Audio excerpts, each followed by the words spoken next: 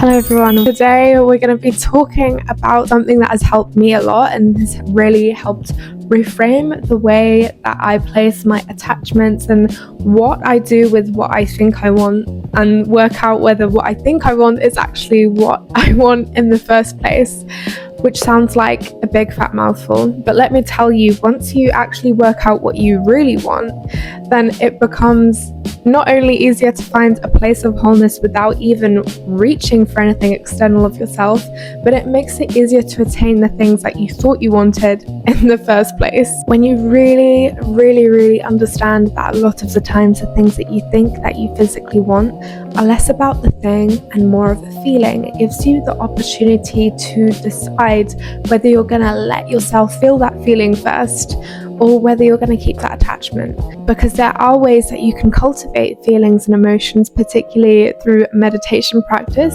the way that your brain works, how it's wired, how when you repeat certain thoughts, certain feelings through a practice, the more that it actually physically shows up more in your day-to-day life. So the things that you suffer for, because we suffer for our desires, if you really want something super big and you feel like it's out of reach, that is what you suffer for. You can be content with what you have at any point, but you need to let go of what you think you want first to let yourself feel at peace in the present moment. A lot of the time, the things that we reach for, the things that we think we want, are to help us come to a deeper state of emotional balance. So, for example, if you have experienced some sort of trauma, perhaps, I think a pretty popular example is the whole mother-father situation. If you didn't have a stable mother figure when you were young, perhaps you'd find yourself wanting things that symbolize comfort more, like candles and warm drinks and fairy lights and all these consumables. Things like this that bring you a bit closer to that feeling of a part of yourself that you feel you need to build up to come to a deeper place of balance. Or perhaps you grew up in chaos and you might find yourself leaning towards things that symbolize minimalism, order, organization. So a lot of the physical things that we reach for actually have deeply metaphysical reasons, and we don't usually think about that. When you see something you like in a shop and you go to buy it, you're not thinking like, oh, I want this because I have this wound and I'm trying to feel this way because that would just overcomplicate life so much. But the thing is, if you don't heal that part of yourself, then you're going to keep reaching for things externally of yourself to try and subconsciously heal this part of yourself, but you're just never going to fill that void unless you actually work directly within yourself. But also, if you had bigger goals, bigger things that you think you want, like maybe you want a sports car or a really big house, really big goals, sometimes it can feel like you're betraying yourself to let go of those big goals. Like you're saying you're not good enough for them,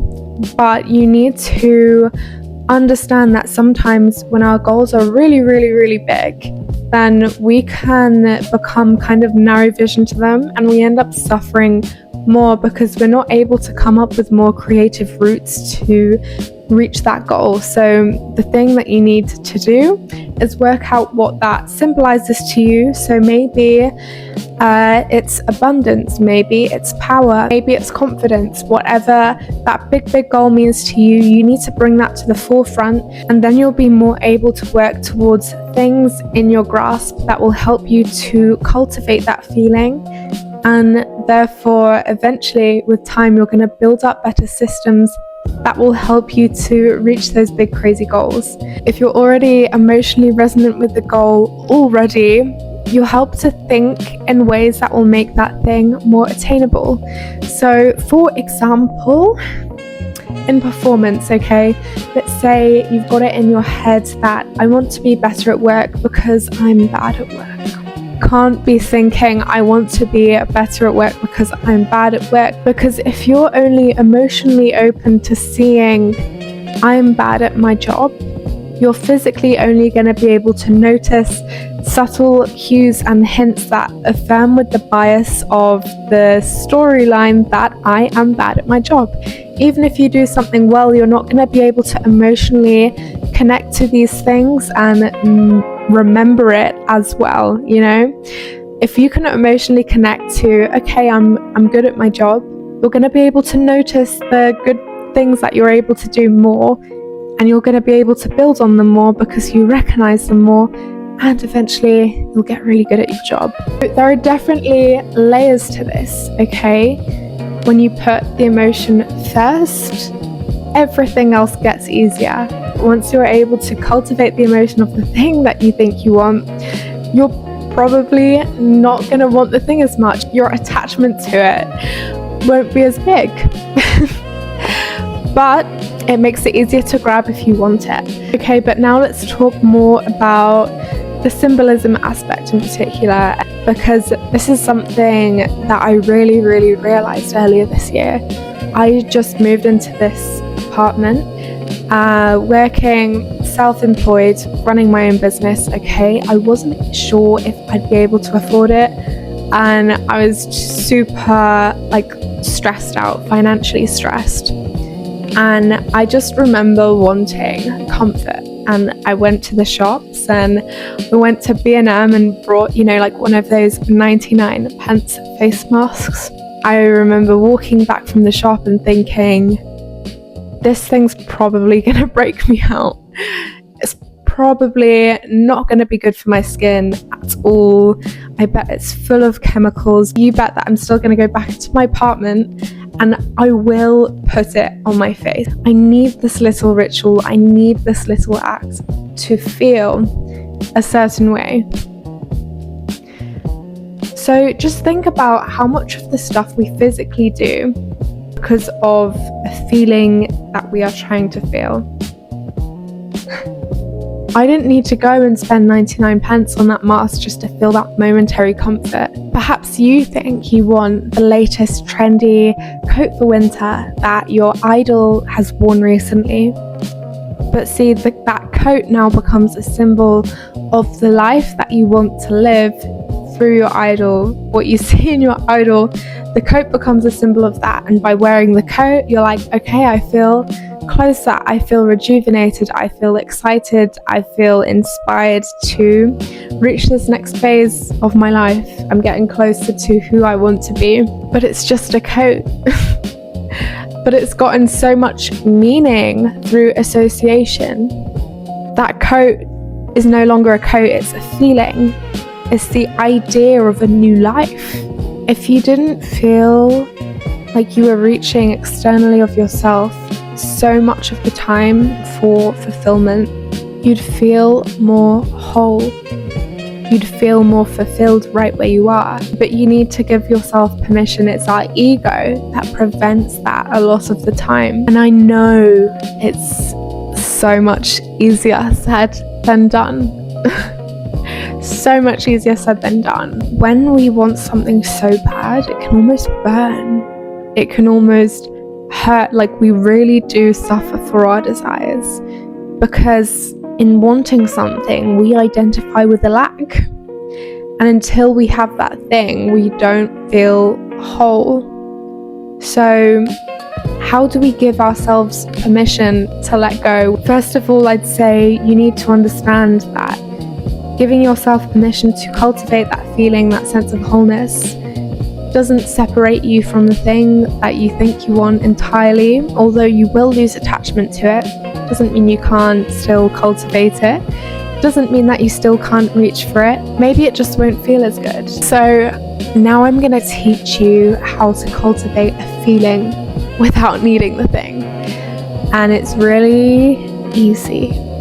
It's quite easy. It's easy enough. What you want to do is you want to come into a state of meditation first, do a bit of focusing on your breath. Perhaps you can do a Tamo breath sequence to supercharge it. Or maybe if that's too much for you, you can just do a very basic breath awareness. Just come to a very, very deep state of calm. so that it's easier to visualize. What you visualize is going to have more of an emotional connection to you, and it's going to make a deeper impression on your subconscious mind as well. Then you visualize what you think you want. You imagine yourself with the thing that you think you want. Symbol is the language of the subconscious mind. So when you picture something, you get an emotional response back. And your subconscious mind doesn't know the difference between real life and the imagination. So your nervous system becomes more familiar with your desires, and you're physically strengthening the neural pathways in your mind that open up those networks of thought that will make that thing more attainable for you. Vision boards are pretty trendy, and we're now getting more of the neuroscience-backed factors for manifestation. But if you really want to supercharge it, I would highly recommend picking up meditation practice. This is something that we've already explored before in a meditation group. We've used visualization techniques to break habits, to build habits, so that we're able to reach the things that we really want without feeling held back by the version of ourselves that we used to be. In the habit building meditation that I created in particular, you're essentially tricking your brain into believing that the habit that you're wanting to build is something that you've already been in for years, that you have kept that habit. You're tricking your brain into making it more familiar so that the habit is easier to pick up. And these are the more grounded versions, but you can go big. You know, if there's a crazy thing that you want to be able to achieve, why not? But yeah, there is so much mental alchemy that you can achieve. And this is what I'm here to teach people as well, with all these different meditation methods that you can use. You can use meditation to visualize things, to make your brain more emotionally resonant to something, to help you to expand your awareness, to help recognize things more easily, to recognize pathways, to think more creatively, to become more intuitive, to become more focused. Like, I can't, just rolls off the tongue because there are so many. Like, it's hard to say what it doesn't do because I mean, everything starts from the mind, right? So what happens when you work from the mind directly first? You're literally reprogramming your reality. For deeper dives on mental alchemy, I do online sessions once every 2 weeks. Every week I teach something new. I'll start with a bit of a lesson before guiding you through the meditation live. And all group members also get free audio meditation access. So separately to the group, I record an audio meditation, edit it up, and I write up a PDF info sheet on each one so that you know how to use it, when to use it, etc. You can sign up to my newsletter if you want more details about that kind of thing, or you can join directly. It's up to you. But my DMs are always open if you have any kinds of questions or anything like that. In the meantime, I did give you guys a bit of a present this month. I uploaded the reprogram meditation to build a habit on YouTube, so you can experience that here for yourself first if you just want to try it out, see what it's about.